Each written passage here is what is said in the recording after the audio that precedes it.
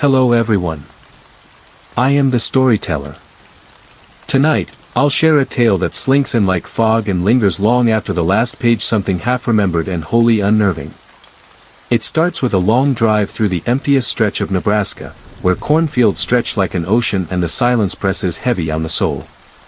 That's where Hank found a diner plain as dry toast, with a name no one remembers and a sign that always seems crooked. He only wanted a paycheck and some quiet hours. What he got was a job with rules no one should have to follow, a staff who spoke in half-truths, and a night shift that seemed to twist reality with every passing hour. So sit back. Tune your walkie-talkie to Channel 3. And find out what waits for those who clock in past midnight, in a place that watches you back. Living in Nebraska is incredibly boring.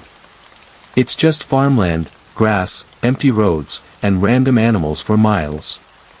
I needed money to move somewhere more populated, with better Wi-Fi, and more to do than just shoot things and grill steaks. Because of the uncertainty of large animals appearing out of nowhere, I always kept a gun on me. During a routine 100-mile drive, I stumbled upon a diner. It had a generic name and a generic paint job, the most generic diner imaginable. I pulled into the small parking lot, stepped out of my old pickup truck, and walked in. Inside, it was more of the same. A "now hiring" sign hung loosely in the window, and oddly, there were no "gun-free zone" signs anywhere.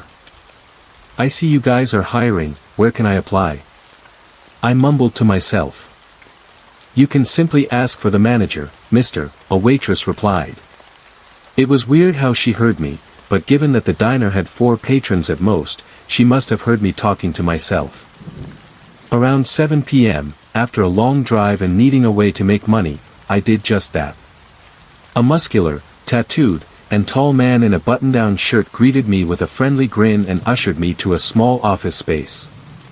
It reminded me of a utility closet, only bigger, barely large enough for a Walmart office chair, a table for 2, and a filing cabinet. "So, sir, I see you have your identification, social security card, and other essentials for this.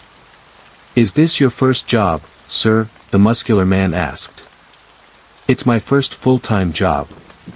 I've sold odds and ends to make money," I replied truthfully. "Well, sir, I just need to do a standard procedure background check, so please answer truthfully," he responded, still with a somewhat friendly tone. "I have no criminal record, sir," I answered, entirely truthfully. The muscular man introduced himself as Brian, shook my hand firmly, and looked into my eyes. "Well, sir, we do need employees between midnight and 8 a.m. You'll earn $8.25 an hour, and your days are Thursday through Monday. Welcome to the crew, just sign these papers and read the employee manual thoroughly," Brian said firmly yet jovially. A decent paying job, nice and quiet hours. I sat down to read the manual. It was fairly standard stuff, mostly concerning health and safety, but page 3 was something I never expected to see. The pages looked almost like notebook paper, crumpled up and smoothed out as best as possible against a table edge. The rules are as follows. Rule 1, if you're taking the trash or recycling out, always bring a flashlight. If none is found, inform the manager immediately. Rule 2, if you're cleaning up something outside between 2 a.m. and 4 a.m., make sure you have earbuds in and the volume on maximum. The diner has free Wi-Fi. Rule 3, under no circumstances is the back door to be opened between 3 a.m. and 5 a.m. No truck delivery is ever scheduled between those hours. If a truck is at the back, inform a manager immediately. Rule 4, at all times, a walkie-talkie must be connected to at least 3 other walkie-talkies, be worn, and never turned off. If the battery dies, wind up the crank on the back and inform everyone immediately. Rule 5, once a week, a man in a tattered pair of sweatpants and a sweat-stained t-shirt would come in at 2 a.m. If he asked for anything, provide it, no matter how strange or seemingly impossible.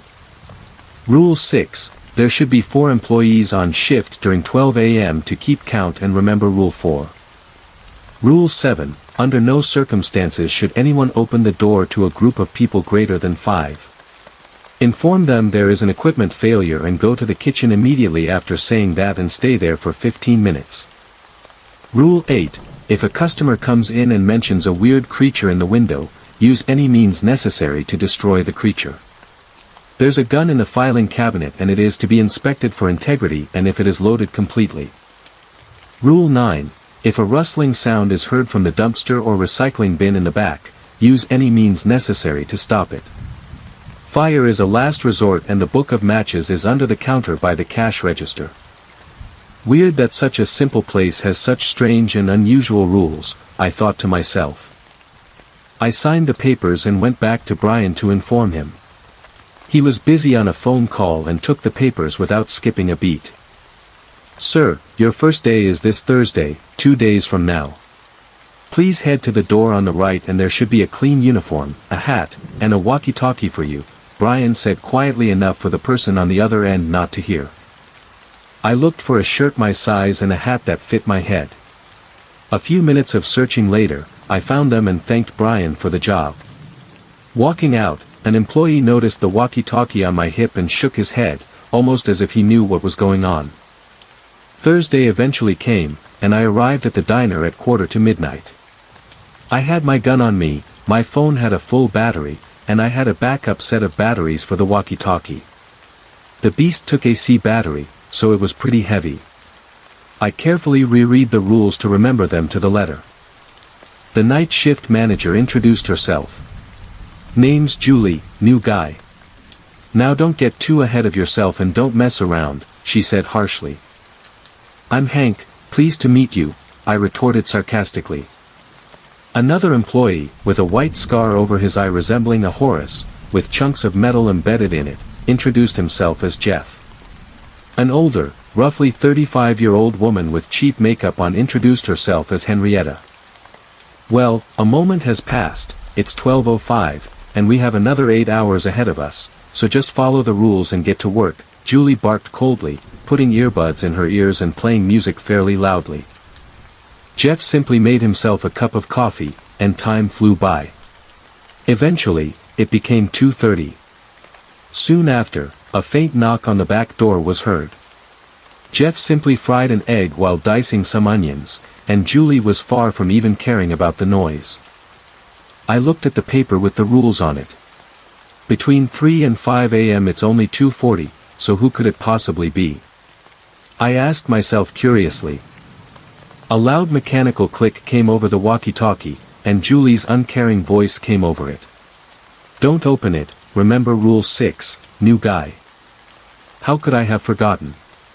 I must have been too wrapped up with dealing with the trash. I only had 10 minutes to deal with it, so I power-walked to the dumpster. The hell is that crap? I muttered, grabbing my walkie-talkie hastily. New guy, it better be important, you have 8 minutes to get back, Julie groaned over the sound of loud rock music. There's some rustling in the dumpster here, I said shakily. You got a gun, don't you? Rule 9, and also you followed Rule 1, right? Julie said with a slight anger and annoyance. Oh, man, Rule 1, I whispered. As I muttered that, a large raccoon poked its head out and scurried off, carrying a half-eaten bit of toast in its mouth. Something peculiar about that raccoon. Jeff's walkie-talkie was making mechanical clicks and words. Hank, you are right out there, you gotta finish what you're doing quick and hurry back. Unspoken rule, kid, Jeff said, a bit anxious. I just threw the trash bag in the dumpster and ran back inside. I slammed the heavy wooden board, locked it down, and checked the time, 2:59. Nearly 3 hours and only a single customer who asked for an omelette with spinach and cheese. Nothing else unusual happened for the shift, so I simply did my duties and drove home and went to bed. Hopefully, tomorrow will be different. Another shift, another adventure became my motto. Arriving at 11:40 p.m. after a drive to the diner, a couple of things went through my mind. Something isn't adding up, and it's affecting more than the diner. I drove about 120 miles yesterday and only went to a single gas station. Shouldn't I be out of gas by now? I circled in my thoughts, a quick cup of coffee, and preparing my equipment for the shift. Later, I reread the rules to myself until midnight arrived. Greeting my coworkers with a friendly smile, light conversation, and a horribly unfunny joke about eggs and how much they exaggerate situations. My watch read 12:01 as I started to help Jeff clean the flat-top grill, fairly easy, considering that Jeff cleans it every hour and a half. Henrietta's voice came over the walkie-talkies, telling us that she needed a replacement battery. She sounded different. Last night, she was only 35 years old, and now she sounds like a kind of old grandmother. She might be simply trying to be silly, but considering the circumstances of the rules and the incident involving last night's shift, certainty wasn't exactly in supply or demand. Checking my watch made me doubt my surroundings more as I finished cleaning the grill at 12:10. As I checked the wall clock, my watch, however, said something different. It was off by a minute or two, which isn't too abnormal, and maybe heat does that to watches. While I was gazing at my mechanical watch, the main door in the front opened. The bell jingled, and someone walked in. Poking my head up, I saw Henrietta walk to him with a menu. Another thought entered my mind: why did Julie say Rule 6 involving the door? Rule 6 is keeping count of employees, I wondered, getting distracted. New guy, stop messing around with your daydream and go be useful. I'll have you clean up pebbles in the parking lot. Julie thunderously yelled, snapping me from my thoughts. Yeah, sure thing, boss, I stammered sheepishly. Checking my watch, it read 1:37 a.m. I had spare time to do some window cleaning, and I might as well enjoy the fresh, cool air while I can. Grabbing some Windex, a clean rag, and getting to work, I barely paid attention to the inside of the place. Nearly tripping over a rock, I saw the clock on the wall and it boldly read 1:59. How could time pass so rapidly in the short time that I was cleaning windows? Someone's pulling a prank on me for sure, right? That thought of a childish prank comforted me as I rapidly put my earbuds in my ears and started to blare loud music. Guys, got earbuds in on maximum volume. I'm outside. I shouted into the walkie-talkie. I was barely able to hear myself, let alone anything beyond gunshots and motor collisions. Resuming my task, the fairly faded windows became crystal clear as I wiped them down after a couple of sprays of Windex. I smiled at my reflection, seeing an average guy smile back at me. Looking up, the night sky was illuminated with millions of stars, and the sight of the Milky Way galaxy brought awe to my mind. Looking back at the window, a visibly unamused Julie looked at me with a glare much like a parent's glare to an obnoxious child. Walking inside, Julie was going to keep it as brief as she normally would. New guy, you didn't hear the walkie-talkie, did you? She spoke through thinly hidden fury. No, I was outside cleaning the windows. I saw that it was 2 a.m. and remember the rule where you have to. I spoke softly before getting interrupted. You told people that you were, or am I simply pulling that out of my butt? She seethed through gritted teeth. I did what was over there. I responded before another interruption.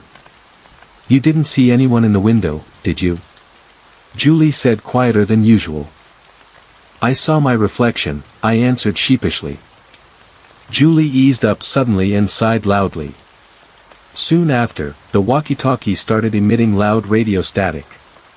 Despite my instinct to turn it off, something caused me to freeze in place. I remembered what rule I would break if I did, and it was bound to lead to me getting fired, even worse if that happened. Slowly, I inched my hand back from the walkie-talkie and headed back to the kitchen, where Jeff was sitting on a worn, faded plastic crate, looking at something on his phone. Henrietta pumped her head from the far end of the kitchen, curiously peeking before returning to cleaning out a coffee cleaner. Something was odd, and it concerned the rules. Why can't I go out the back to deal with the trash between 3 and 5 in the morning? Surely, the front wasn't taken into consideration. I have to ask Brian about this whenever he's working the graveyard shift. How come, Jeff, I said, something about unspoken rules a last shift. Hey, Jeff, you said something about an unspoken rule last shift. What is it? I asked inquisitively. If I told you, it wouldn't be an unspoken rule, Jeff jokingly retorted. So, I assume anyone outside during 3 and 5 a.m. are left there. I whispered to him. Was there anyone working this before me? I mumbled to him, worried about the outcome. I can't talk about that right now. I wouldn't ask anyone else if I were you, Jeff spoke in a tone colder than dry ice. Something tells me that it wasn't good. So I checked my watch. 3 a.m. time must have flown in that conversation. Henrietta offered everyone a cup of coffee, and Jeff started acting like nothing happened. And that's when a faint knocking sound at the back door started, almost like someone was scratching at it. Looking around, I saw something very, very strange. Henrietta, her makeup was sloppily applied and her usual faint lipstick was a bright color. Henrietta tapped me on the shoulder, asking what I was looking at. If you were there, there should be 4 employees, right? I whispered in fright, the words barely escaping my mouth. Henrietta walked to the back door, to the knocking.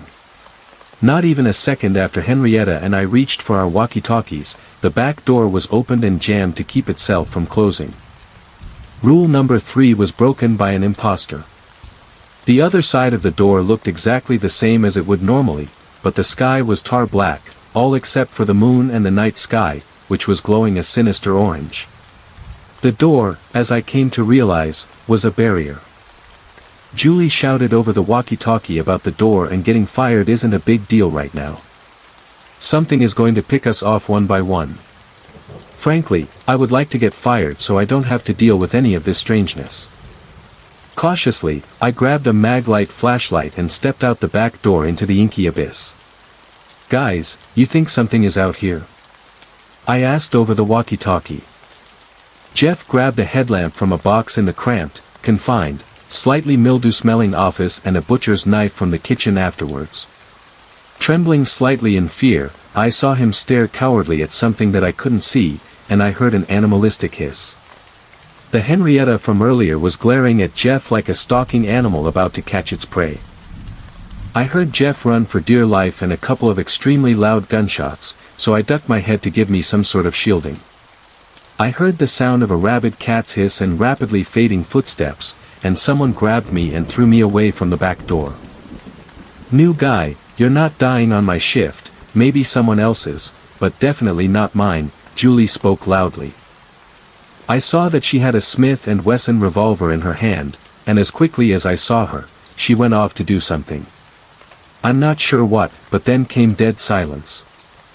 I could hear the pitter-patter of tiny insectoid legs and feet across the metal piping, the linoleum tiling, and even the ceramic dishes.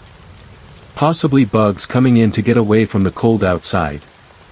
Hell, I would have a strange comfort in knowing that it was cockroaches, as then I would have knowledge of what it is without even seeing it. Hank, the front is far different, and I can see the stars in the Milky Way, heck, even the moon isn't an evil orange glow. It sounded like Henrietta had spoken to the walkie-talkie before it suddenly died in an ear-piercing blast of static. I decided to check my phone and turn on the radio to at least have some sense of normalcy. Looking around for the FM radio app, I noticed my phone battery drained far faster than normal for a fairly old phone. Guys, is there radio? And my phone has the ability, but it's dying pretty quickly here. I blabbed into the walkie-talkie. Guys, is there radio? My phone has the ability, but it's dying pretty quickly, emanated from my walkie-talkie. It sounded exactly like me, except beastly. No, that couldn't be. I don't sound like a beast, right? I must be hearing things, or there is a feedback loop from a nearby walkie-talkie, which would make sense, given that everyone on shift has to have one on. But surely that would mean either someone is right behind me, or something basically impossible through the laws of thermodynamics, to clone the walkie-talkie. A sudden scratching against the window got my attention, and looking out revealed a peculiar sight. The sight in front of me was a large raccoon, and it was scratching at the window. I thought that it saw its reflection and was attacking it, as it was early summer and it was a male raccoon. Somehow, it looked familiar to me, and I looked familiar to the raccoon. It stared at me as my lips were speaking, and it started to speak back. "Hank, you need to escape," the raccoon mouthed before scurrying off into the darkness of the night. "I think it knows me from somewhere. This is getting out of hand. Am I losing my mind, or is all of this happening? I don't know, and I'm not sure which outcome is the better solution." All I heard as I ran to the back was gunfire and beastly screams. It was hell trying to navigate my way around these suddenly monstrous amounts of clutter sprawling from the ground and the endless swarms of cockroaches and mice scurrying past my legs. I tripped over my feet in a panic and fell down one of the holes and saw myself and the raccoon. As I saw myself in the raccoon, I understood something about the familiarity. It's a sense of déjà vu, almost like I've seen this all before. "Hello?" I called into the empty void. Nothing returned. Myself and the raccoon were still talking to each other, and surrounding me was some of the most awe-inspiring sights imaginable: deep space, billions of stars and planets, infinite possibilities. I soaked all of this in like a sponge in water and marveled at the sights like a child marveling at a superhero in a movie. I took pictures with my phone of it all, and I could hear myself and the raccoon talking. Now, how can this be? The orange moon, the monstrously large stars and the sky hidden by a void, Hank asked the raccoon. "I do not know, Hank. I just know that they are related to something beyond fathom, something that the human brain simply rejects to acknowledge, almost by instinct," the raccoon replied. And with a snap, a whiteboard and a marker appeared, and they started writing on it, and I couldn't understand a single thing on it. It was strange symbols, chemical equations, and many peculiar words. I approached it, and the raccoon saw me. "Hank, I'm glad to see you again." "Glad you could drop in," the raccoon chuckled slightly, obviously at the horrible pun. "What is this place? Who are you, and what does any of that mean?" I asked the raccoon with nervousness. "Hank, you are nowhere and everywhere.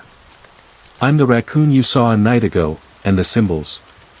Don't you worry about them, they'll make themselves at home in your brain soon enough," he answered, as more symbols appeared on the board.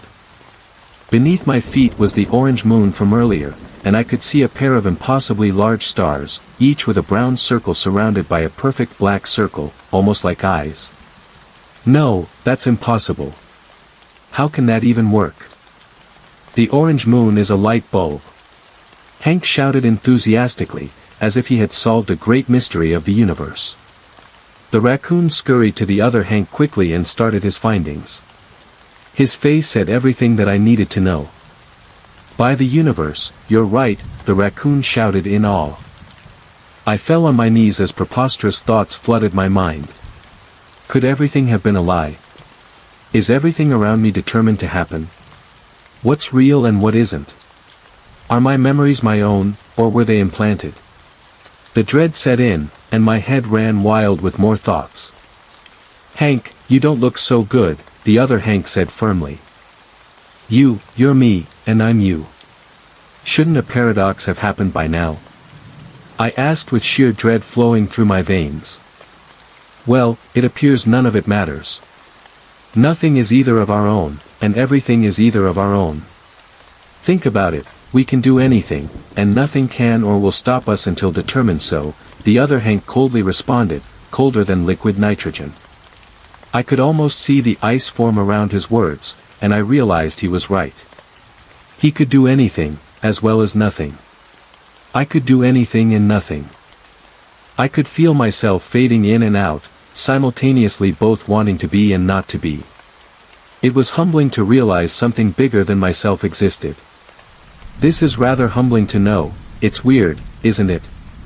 I can find comfort in knowing that something more powerful than the most powerful person imaginable exists. It's a strange feeling, but if that is my own accord, is the real question, I retorted to his icy cold words. The eye-like stars had these circles within and darted around, and I could hear the clicking of a machine. It was almost rhythmic in frequency, and in the clicking of a computer mouse, I wrote on the whiteboard, and a connection I made.